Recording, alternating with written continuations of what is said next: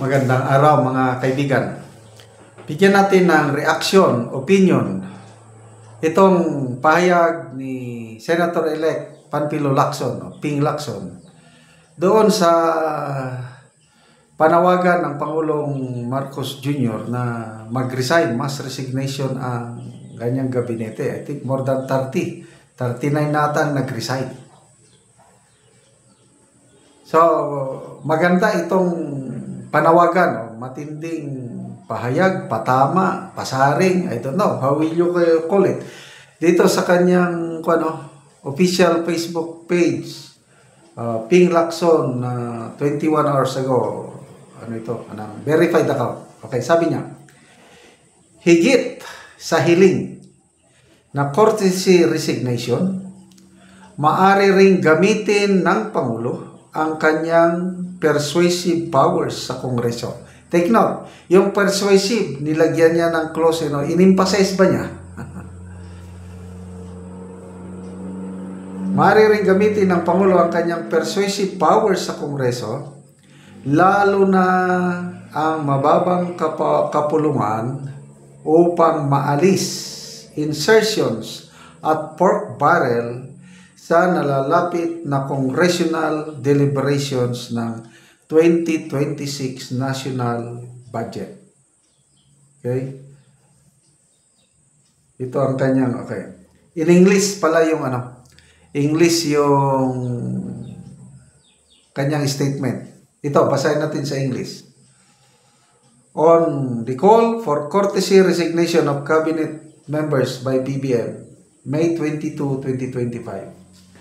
More than recalibrating his administration by calling for the courtesy resignation of his cabinet members, the President must, must. Anong kung must? Is it very imperative, importante. Must exercise his persuasive powers over Congress, especially the House of Representatives, to get rid of indiscriminate and self-aggrandizing insertions and pork barrel in the forthcoming congressional deliberations of the 2026 budget measure. Yan ang kuha ni Senator Lacson. Okay, itong statement niya na ito, naibalita sa Daily Tribune. Ito, Daily Tribune. Lacson urges Marcos to cut pork barrel from 2026 budget. Nandito yung whole statement ng senador. The 2025 General Appropriation Act is like a deadly virus. Grabe. Sabi ko nga, patama eh. Hindi lang yung courtesy resignation po, His Excellency President, ang asikasuhin nyo. Sana, gamitin nyo yung powers nyo, kung mayroon man, persuasive, para matanggal na yung mga insertion, mga pork barrel sa budget ngayong 2026. Kasi ang 2025, anong sabi niya? Deadly virus. Parang COVID-19. The 2025 General Appropriations Act is like a deadly virus that is choking the country to perdition. Bigat naman to. Kinaganda. Sinasakal, perdition, destruction. With the President taking the lead in at least tempering the insatiable greed of some legislators, I vow to do my share in helping him come up with a national budget that is truly responsive to the people's clamor for sanity and a little timidity among the members of Congress in addressing the needs of their constituents. With the exception of the Pantawid Pamilyang Filipino Program or for Peace, eliminating all other forms of ayuda and integrating them under the purpose in the National Expenditure Program all the way to the Enroll Bill should be a good start. As I have consistently posited, AKAP, AX, TOPAD, MAEP, And similar social services programs may be integrated under the 4Ps in accordance with RA 11310, which I intend to amend through a bill that I will file when I assume office as an elected senator of the Republic. Wow, ang ganda nito. It's time to give the Filipino people a chance to benefit more from the taxes that they pay out of their hard-earned money as an elected senator of the Republic of the Philippines. Again, talagang nakakabilib itong si Senator Lacson. Ulitin ko. Sa umpisa, gusto ko na siyang botohan eh. Lacson, Tito Soto, Pia Cayetano, and nakalimutan ko yung isa na napili ko sa grupo nila.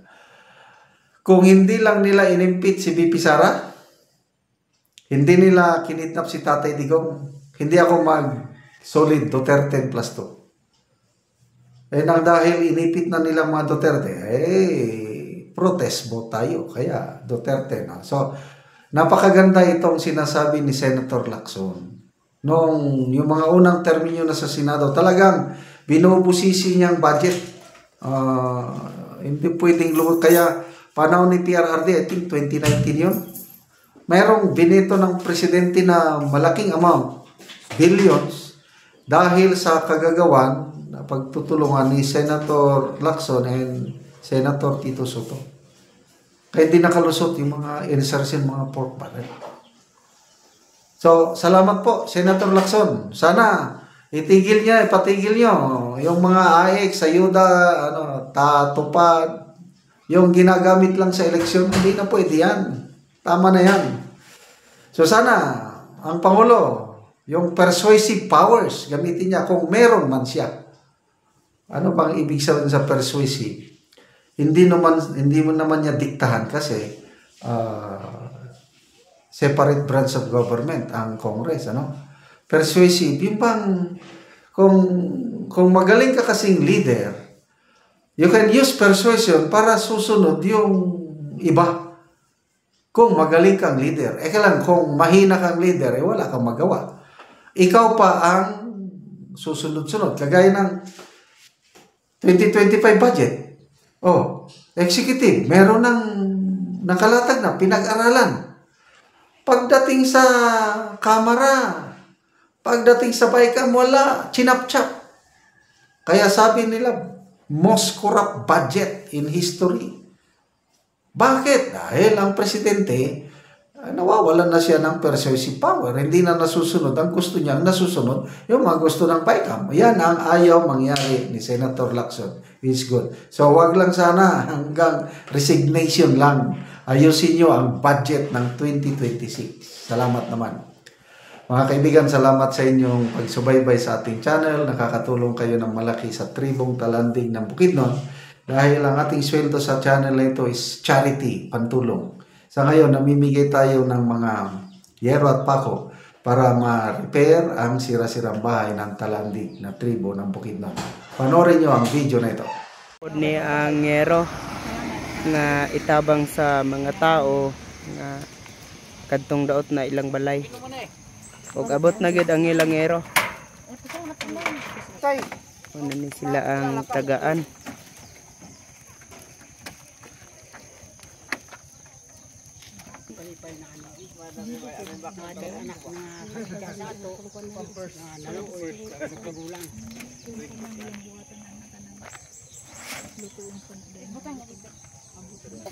Kinain kan din niya.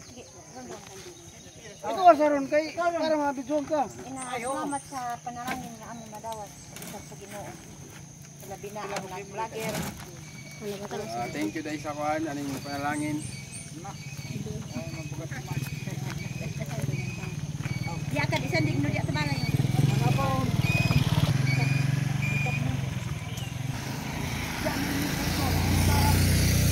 Dali mo yan. Mamulan si Mabil. Wala itay. Ganda to po.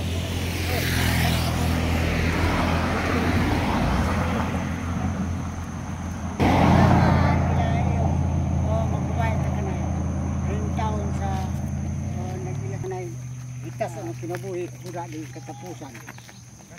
sa siya ka. Pag-atag. Kaya masino lang pa doon na sa kay kaya nala. Malipay. Ito ya. Kuya. Salamat tayo magbubaya sa ilagin na kuwan. Di ka na harap. Kay ko galo